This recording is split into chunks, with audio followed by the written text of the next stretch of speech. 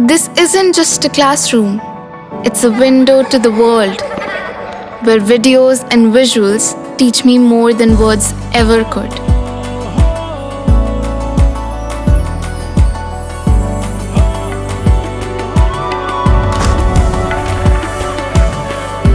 Sinkhania Educational Institute, cultivating knowledge. धन्यवाद धन्यवाद धन्यवाद। तन मन धन से जिसने जिस तरीके से आशीर्वाद से, जिसने दुआओं में, जिसने जिस तरीके से भी सोशल मीडिया के माध्यम से, और बहुत सारे ऐसे लोग हैं हमें जो पता है वो सोशल मीडिया पे नहीं आए या वो आना नहीं चाहते, जिन्होंने डायरेक्ट वे में मदद की, जिन्होंने इनडायरेक्ट वे में मदद की। Love you.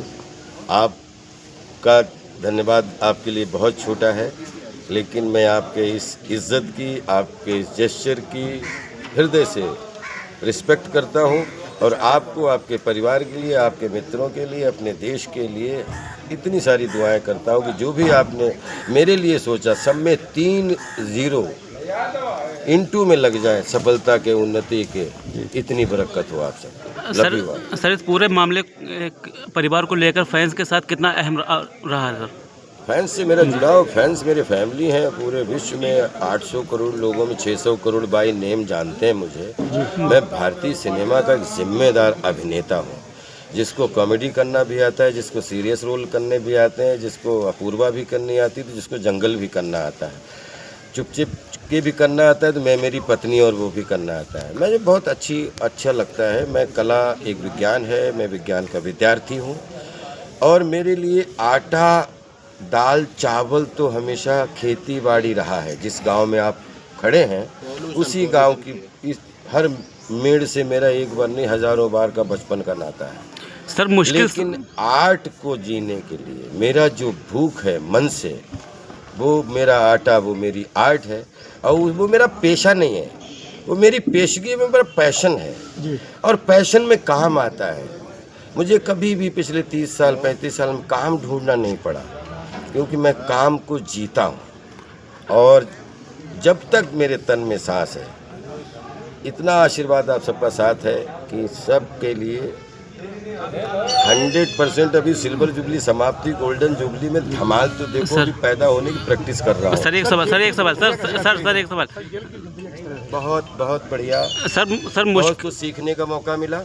और एक सिर्फ आपके माध्यम से एक चीज़, अगर कभी भी जिसका कोई भी किसी भी बगैर किसी स्वार्थ के अपने जेल के 36 स्टेट की बहुत गंभीर आपके माध्यम से बात कर रहा हूँ इस रोहिलखंड की धरती पे, कि दिल्ली तिहाड़ जेल मेरे लिए एक इस तरीके का चिंतन शिविर रहा, जिसमें मेरी ये भावना है कि जब सब कुछ अपग्रेड हो रहा है तो हमारी जेलें भी अपग्रेड होनी चाहिए। और उसमें बोलते हैं कि पूरी जेल में, जैसे अब हम हमारे तिहाड़ NCR में 20,000 कैदी हैं, 16 जेलों में। मुझे एग्जिट नहीं थी। कानून सबके लिए बराबर, कानून से बड़ा कोई नहीं, हम सब कानून की शरण में। लेकिन कभी अब कानून में सज़ा होके फिर ऐसा होता है कि अब कई कैदियों का व्यवहार देखा जाता है, आचरण देखा जाता है, उनके संस्कार देखे जाते हैं, फिर उनका लिविंग चयन देखा जाता है। तो मेरी एक ही इच्छा है कि पूरे 36 स्टेट के कैदियों में कम से कम 10% उन लोगों को एक जीवन जीने का मौका दिया जाना चाहिए, जो पिछले 10 साल से, जो अब कोर्ट नहीं जाते लेकिन सजा याफ्ता है, उनके आचरण, व्यवहार, संस्कार पे। तो मुझे लगता है हमारी 36 जेलों में 10,000 लोग ऐसे हो जाएंगे जिनको कोई ऐसा जीवन मिलेगा जो उन्होंने सोचा नहीं होगा, और वो हमारे देश की धरोहर बनने में, मजबूती में बहुत बड़ा योगदान देगा। तो मैं ये नहीं कहता हूँ कि किसको निकाला जाए किसको नहीं, वो तो वहाँ प्रशासन, और अब जैसे मैं बहन रेखा गुप्ता जी से, मैंने दिल्ली मुख्यमंत्री जी हैं, या मतलब केंद्र से हमें नहीं मालूम उससे संबंधित कैसे, लेकिन हमें पता है कि अगर नीचे के 10% लोग थोड़ा थोड़ा जिनके आचरण, व्यवहार, संस्कारों को सबको देखे कि नहीं यार, इससे एक बार गलती हो गई, या इससे ये हो गया था, इससे गुस्से में हो गया था, इससे ऐसे हो गया था, ये पेशेवर नहीं है, तो उनको अगर निकाल के सरप्राइज़ करेंगे तो 10,000 घरों को ऊर्जा मिलेगी। और उस मुहिम में कहीं भी किसी प्लेटफॉर्म पे ये प्रार्थना मैं आपसे बगैर किसी कोर्ट या एक ह्यूमन बीइंग के रूप में मैं करना चाहूँगा। दूसरी चीज़, हमारी जेलें हैं, हम जो घृणा पाप से करो, पापी से नहीं। अगर हमारे एयरपोर्ट पे हर जगह आज इतना हम digital, there is whole world become small village, तो हर जगह अगर स्मोकिंग एरिया है कोने पे, एक ऐसी जगह पे जहाँ पे जब हर जगह रेलवे प्लेटफॉर्म से लेके प्रेयर, हम नहीं चाहते, हम स्मोकिंग को प्रमोट नहीं करना चाहते, लेकिन स्मोकिंग होती है, स्मोकिंग बिकती है पूरे देश में, पुड़िया मसाला से लेके सब कुछ बिकता है, बीड़ी बंडल बिकते हैं, सिगरेटें बिकती हैं। जब बिकती हैं तो उसका धंधा भी चलता है, उसका व्यापार भी चलता है। तो जो लोग, मैं भी स्मोकिंग का शिकार हूँ, मैंने हमेशा बहुत बार छोड़ने की कोशिश की, मैं कभी झूठ नहीं बोलता।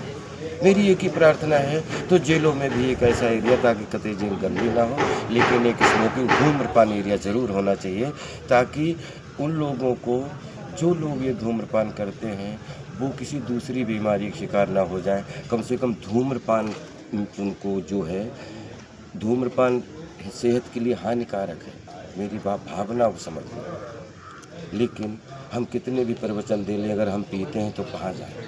छोड़ेंगे, कोशिश करेंगे।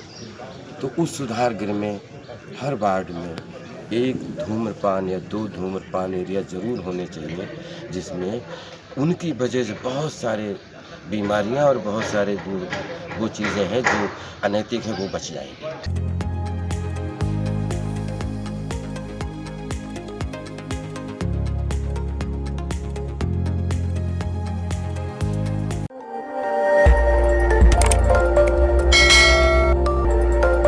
खबर आपकी, नजर हमारी।